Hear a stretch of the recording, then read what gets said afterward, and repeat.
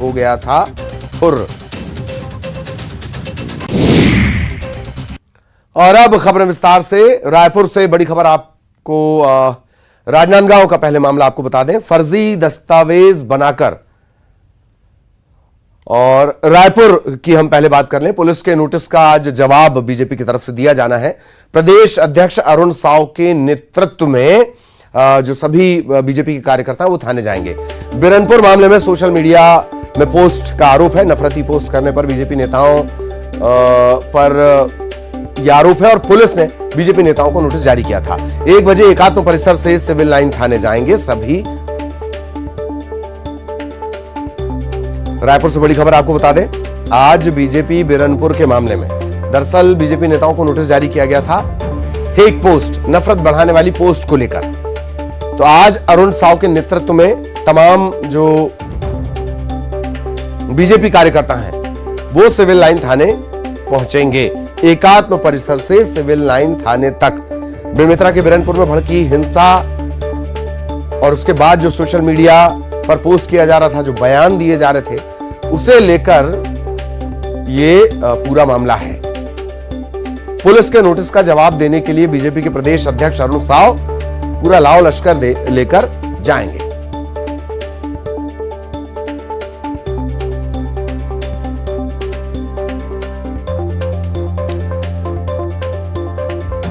बेमेतरा के बिरनपुर में हुई हिंसा से जुड़ा हुआ ये पूरा मामला। माहौल खराब करने वाली पोस्ट को लेकर पुलिस ने नोटिस जारी किया। आज अरुण साव लाव लश्कर के साथ इसका जवाब देने जाएंगे सिविल लाइन थाने। सहयोगी ममता हमारे साथ जुड़ गई हैं। ममता के पास हम आपको लिए चलें। ममता, पूरी जानकारी विस्तार से। आरोप लगाया गया और उसे भुनाने की कोशिश अब बीजेपी की तरफ से। ममता।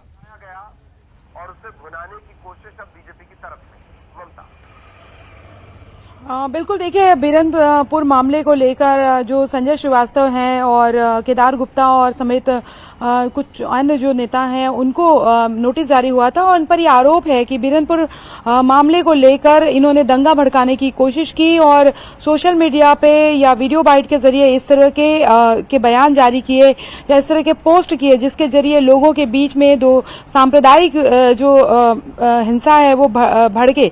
और इसी को लेकर उन्हें नोटिस जारी किया गया और उन्हें आज जवाब देने के लिए कहा गया था 2 बजे। और इसी को लेकर अब अरुण साव भी जाएंगे, बीजेपी के प्रदेश अध्यक्ष। दरअसल बीजेपी जो कांग्रेस का आरोप है कि दो लोगों की वहां पर जो लड़ाई थी गांव के बीच की, उस लड़ाई को सांप्रदायिक रूप देने की कोशिश जो है वो बीजेपी के नेताओं ने की। और वहां पर गांव के लोग नहीं बल्कि यहां से राजधानी रायपुर और आसपास के लोगों की जगह से बीजेपी ने बजरंग दल और वीएचपी के लोगों को ले जाकर वहां पर कोशिश की कि किस तरीके से जो सांप्रदायिक जो सौहार्दतापूर्ण वातावरण है उसको बिगाड़ने की कोशिश की जाए। और मामले को लेकर इस तरह से बयान दिए और सोशल मीडिया पर बयान दिए जिससे लोगों के बीच में आपसी वैमनस्य बढ़े। और इसी को लेकर जो है पुलिस ने आज 2 बजे तक के नोटिस जारी किया है। मुख्यमंत्री भूपेश बघेल ने भी कहा था कि जो भी लोग होंगे उन पर जो है वो कार्रवाई होगी, जो भी लोग सोशल मीडिया पर या वीडियो बाइट के जरिए इस तरह के बयान देते हुए नजर आए। और इसको लेकर जो है वो पूरी तरीके से अगर हम बात करें तो देखा जाएगा, जांच की जाएगी कि किन लोगों ने इस तरह के भड़काऊ बयान दिए हैं। और जांच के बाद में कांग्रेस का कहना है कि इन लोगों के खिलाफ शिकायत दर्ज की गई वहां पर, जिस पर नोटिस जारी किया गया था। अब अरुण साव जो है वो कह रहे हैं कि एकात्म परिसर से सिविल लाइन थाने तक के जाएंगे। जाहिर तौर पर बीजेपी इसको लेकर अब शक्ति प्रदर्शन करना चाहती है। देखना ये होगा कि 1 बजे जो है वो किस तरह का माहौल होता है।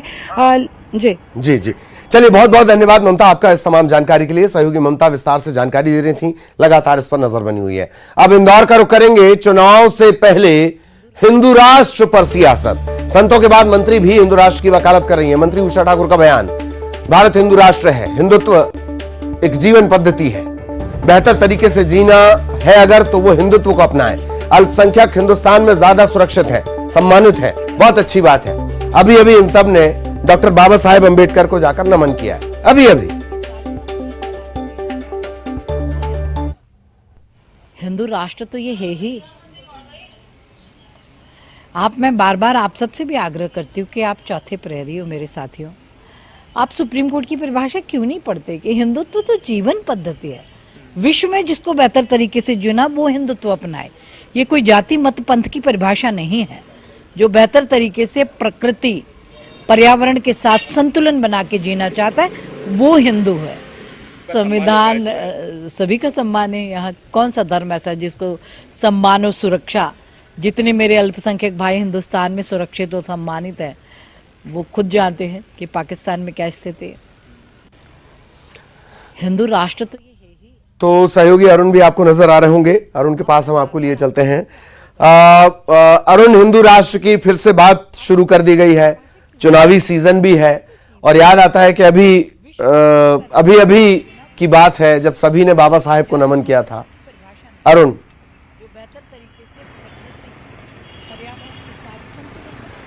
बिल्कुल, देखिए 2023 का विधानसभा का चुनाव है मध्य प्रदेश में और छत्तीसगढ़ में और तमाम 4-5 राज्यों में चुनाव है। इसके बाद 2024 में देश का आम चुनाव भी है और ऐसे में अब हिंदू राष्ट्र की बात उठाकर एक तरह से हिंदू वोट बैंक, जो बहुसंख्यक वोट बैंक है, उसको एकजुट करने का प्रयास किया जा रहा है। पहले बागेश्वर धाम सरकार और तमाम जो संत हैं उन्होंने हिंदू राष्ट्र की बात की और उसके बाद अब जो मंत्री हैं वो भी इस हिंदू राष्ट्र की बात कर रही है, उषा ठाकुर। इसके अलावा इसके पहले योगी आदित्यनाथ ने भी हिंदू राष्ट्र की बात कही थी, जो यूपी के मुख्यमंत्री हैं। तो तमाम राजनेता हैं वो भी हिंदू राष्ट्र की बात कर रहे हैं। लेकिन भारत में अगर हिंदू राष्ट्र की बात की जाए तो जब भारत और पाकिस्तान का बंटवारा हुआ था तो इस्लाम में धर्म को मानने वाले लोग पाकिस्तान चले गए थे और भारत को एक धर्मनिरपेक्ष राष्ट्र माना गया था और सभी धर्मों के सम्मान की बात की गई थी। संविधान में लिखा भी गया था कि सभी धर्मों का सम्मान होगा। ऐसे में अब हिंदू राष्ट्र की बात कहना कहीं से भी न्यायोचित नहीं ठहराया जा सकता। लेकिन 1925 की अगर बात की जाए तो 1925 में भी इस हिंदू राष्ट्र की मांग उठी थी जब संघ की स्थापना हुई थी। उस समय जो हिंदुत्व के जो विचारक थे विनायक दामोदर सावरकर, उन्होंने अपनी किताब हिंदुत्व कौन है हिंदू में ये लिखा था कि जो हिंदुत्व को मानने वाले लोग हैं, और उन्होंने एक फ्रेमवर्क दिया था, एक हिंदू विचारधारा का फ्रेमवर्क दिया था। उसी विचारधारा की जो पार्टी है वो अभी सत्ता में है और फिर से वही बात। अरुण, दरअसल अजय सिंह यादव साहब कांग्रेस नेता हमारे साथ जुड़े हुए हैं, जरा उनका एक रिएक्शन ले लिया जाए। अजय जी, हिंदू राष्ट्र की मांग और अब मंत्री उषा ठाकुर है, उन्होंने भी ये मांग की है, चुनाव भी नजदीक है। जी यादव साहब। भाजपा के नेता मुख्य मुद्दों से ध्यान भटकाने के लिए इस तरह की बातें करते हैं, जबकि ये वही मंत्री हैं जो टंटिया मामा भील के ताबीज बांट के कोरोना भगाने की बात करती रही हैं और समय समय पे अन्य भी इसी तरह की बातें करती रही हैं। ये सभी जानते हैं कि देश संविधान से चलता है और संविधान में जो प्रावधान है वो सभी के लिए मान्य है, उसमें किसी के कहने या राय देने या नहीं देने का कोई सवाल नहीं उठता है। लेकिन प्रदेश के मुख्य मुद्दों पर बात न करके, चाहे महंगाई हो, बेरोजगारी हो, महिलाओं पे अत्याचार हो, इन मुद्दों पे भाजपा के नेता बात नहीं करना चाहते, इसलिए ध्यान भटकाने के लिए इस तरह की बातें करते हैं जिनका कहीं कोई लेना देना नहीं है। मंत्री जैसे जिम्मेदार पद पे बैठे हुए लोगों को अपनी जिम्मेदारी निभाना चाहिए। अजय जी, नेहा बग्गा जी भी हमारे साथ जुड़ गई हैं, उनका भी एक रिएक्शन हम लेना चाहेंगे। नेहा जी, हिंदू राष्ट्र की मांग मंत्री उषा ठाकुर कर रही हैं।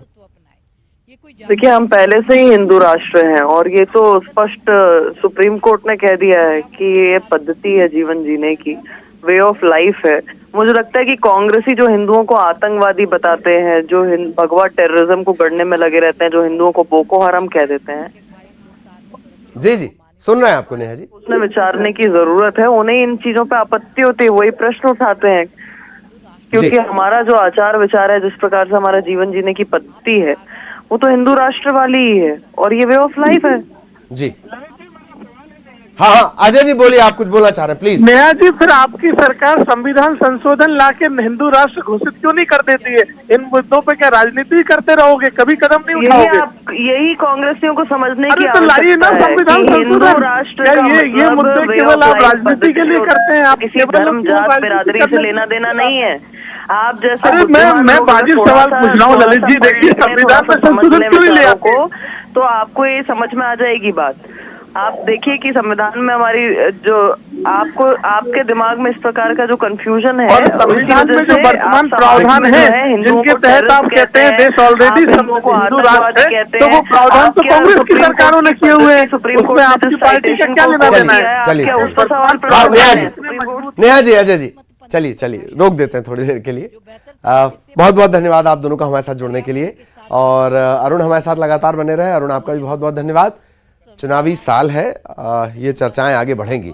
इधर पंडोखर धाम पहुंचे एक मुस्लिम युवक ने हिंदू धर्म अपना लिया। महाराष्ट्र के रहने वाले जावेद ने गुरुशरण शर्मा पंडोखर सरकार उनके सामने हनुमान चालीसा का पाठ किया, हिंदू धर्म अपना लिया। जावेद अब शिवम बन गया है।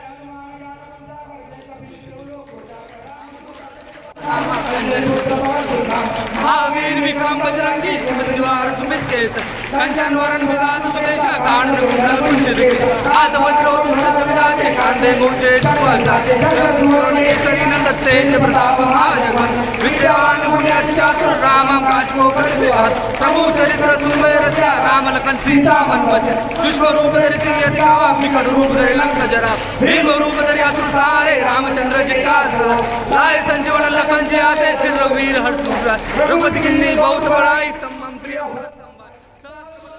और अब एक महत्वपूर्ण फैसले की बात, महत्वपूर्ण टिप्पणी की बात। दहेज प्रताड़ना के मामलों को लेकर हाईकोर्ट की ग्वालियर खंडपीठ ने सख्त टिप्पणी दी है।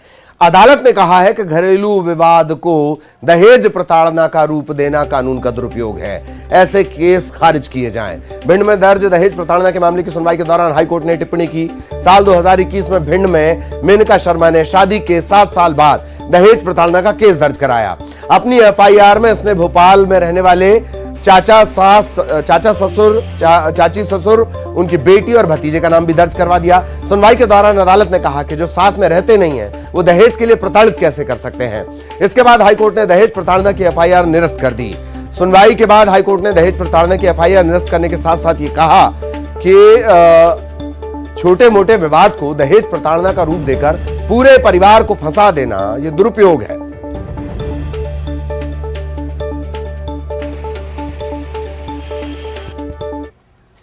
और सहयोगी सुशील आपको नजर आ रहे होंगे। सुशील, ये बेहद महत्वपूर्ण टिप्पणी, और ये इस वजह से भी कि ऐसे मामलों का एक ढेर है जहां जरा सी बात पे आप दहेज प्रताड़ना का मामला लगा के पूरे परिवार को फंसा देते हैं। जी सुशील। बिल्कुल सही बात है। देखिए, जो हाई कोर्ट ने फैसला दिया है और जो टिप्पणी की है वो कहीं ना कहीं आने वाले समय में जो दहेज एक्ट के तहत केस रजिस्टर्ड होते हैं और उनके लिए एक नज़ीर बनेगी, और इसी फैसले और टिप्पणी के बाद एक नई राह निकलेगी मध्य प्रदेश में। दरअसल भिंड का एक पूरा वाकया था जहां एक विवाहिता जिसने अपनी शादी के 7 साल बाद साल 2021 में एक एफआईआर दर्ज कराई थी, जिसमें मामूली घरेलू विवाद थे, लेकिन उन्होंने इसमें दहेज प्रताड़ना का आरोप लगाया। न सिर्फ सास ससुर पति, इसके अलावा चचिया सास ससुर, उनकी बेटी और भतीजे पर भी इसमें दहेज प्रताड़ना के आरोप थे। और बाकायदा एफआईआर जब रजिस्टर्ड हुई तो पुलिस ने भी बिना जांच किए इन सभी को आरोपी बना दिया था दहेज प्रताड़ना का। जब इस मामले को लेकर जो पीड़ित पक्ष है वो हाई कोर्ट में पहुंचा तो हाई कोर्ट ने इस मामले की बारीकी से विवेचना की, सुनवाई की। उसके बाद ये पाया कि इस मामले में इन लोगों को, 4 लोगों को बेवजह घसीटा गया था। इनका दहेज प्रताड़ना से कोई संबंध ही नहीं था, क्योंकि ये लोग विवाहिता के साथ रहते ही नहीं थे। ऐसे में जब कोई रहता नहीं है तो फिर वो दहेज के लिए किस तरह से प्रताड़ित कर सकता है। तो उसके बाद चूंकि ये एफआईआर थी तो इस एफआईआर को भी निरस्त करने के आदेश हाई कोर्ट ने दे दिए। साथ ही ये टिप्पणी भी की है कि छोटे मोटे घरेलू जो विवाद है उनको दहेज प्रताड़ना का रूप देकर कानून का दुरुपयोग किया जा रहा है, ऐसे मामले खारिज किए जाने चाहिए। तो ये सीधा सा संदेश है उन लोगों के लिए भी कि जो छोटे मोटे विवाद को लेकर, घरेलू विवाद को लेकर उसे दहेज प्रताड़ना का रूप देकर एफआईआर दर्ज कराते। साथ ही पुलिस पर भी इसमें एक तरह से टिप्पणी की गई है हाईकोर्ट के द्वारा कि विवेचना सही तरीके से होना चाहिए कि जो लोग है नहीं उनके नाम सीधे किस तरह से एफआईआर में शामिल किए जाते हैं, या छोटे मोटे जो घरेलू विवाद हैं उसको दहेज प्रताड़ना का रूप नहीं दिया जा सकता। तो हाई कोर्ट ने जो ये फैसला दिया है एफआईआर निरस्त करके दहेज प्रताड़ना की और एक सख्त टिप्पणी करके, ये फैसला और ये टिप्पणी आने वाले समय में दहेज प्रताड़ना के केसों में नजीर बनेगी। जाहिर तौर पर ये बन गए हैं और अब हर जगह इनका इस्तेमाल भी होगा। हर जगह ग्वालियर खंडपीठ के इस फैसले को कोट भी किया जाएगा। धन्यवाद सुशील। अब अगली खबर हर माता पिता को सावधान करने वाली। भोपाल में खेल में एक मासूम की जान चली गई। ये बच्ची खेल रही थी, उसी दौरान फांसी का फंदा इस पर लग गया। परिवारों ने इसे देखा, तुरंत अस्पताल लेकर पहुंचे, जहां से ब्रॉड डेड, मृत घोषित कर दिया गया। पूरा मामला जहांगीराबाद इलाके का। यह हादसा हर माता पिता के लिए एक सबक, एक चेतावनी है।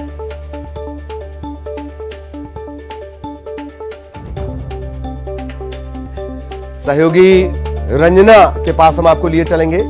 रंजना हमारे साथ जुड़ी हुई हैं। और रंजना, हर माता पिता के लिए जरूरी खबर जी।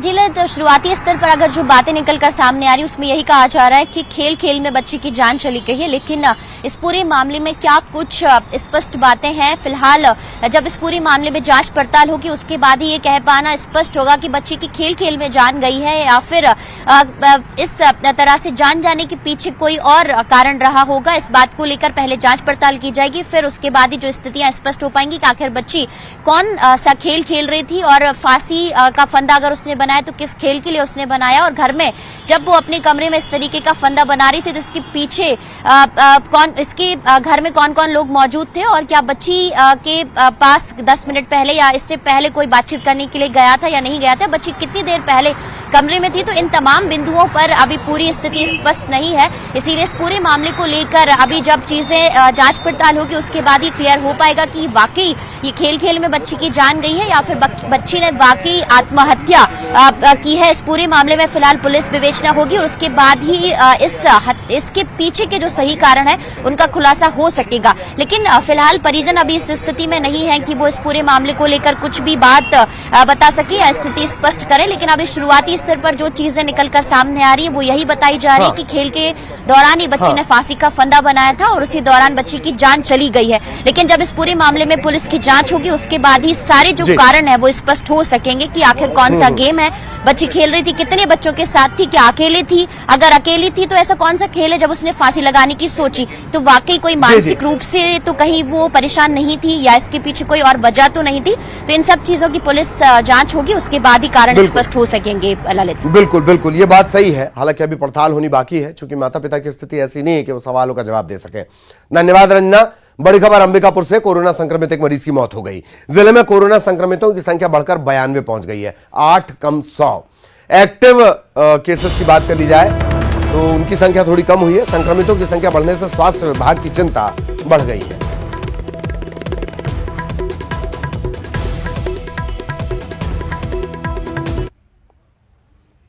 खबर दुर्ग से, जहां राइस मिल में लग गई है भीषण आग। गोदाम में रखा सारा सामान जलकर खाक हो गया। आग लगने की वजह अब तक साफ नहीं हो पाई है। पुलगांव थाना क्षेत्र का यह पूरा मामला है।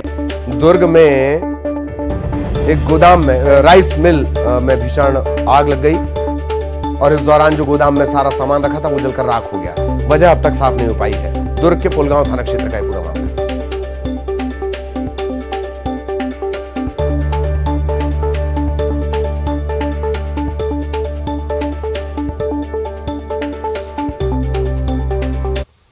इधर गर्मी बढ़ने के साथ जंगलों में आग लगने की घटनाएं भी लगातार बढ़ते जा रही हैं। बलरामपुर के राजा पहाड़ में भीषण आग लगी हुई है। राजा पहाड़ पर सेमरसोत अभयारण्य का राजा पहाड़, यहां पर आग लगने से वन संपदा को भारी नुकसान हो रहा है। वन विभाग की टीम लगातार आग बुझाने में जुटी हुई है। इधर जगदलपुर में गर्मी के मौसम में जंगल में लगातार आग लगने की घटनाएं सामने आ रही हैं। कांगेर घाटी राष्ट्रीय उद्यान और इंद्रावती टाइगर रिजर्व के इलाके में आग लगने की घटनाएं बढ़ी हैं। आग से वन्य प्राणियों पर संकट मंडरा रहा है। वन विभाग कांगेर घाटी इलाके में सैटेलाइट के जरिए मॉनिटरिंग कर रहा है। और इसी के साथ बुलेटिन में इतना ही। नमस्कार।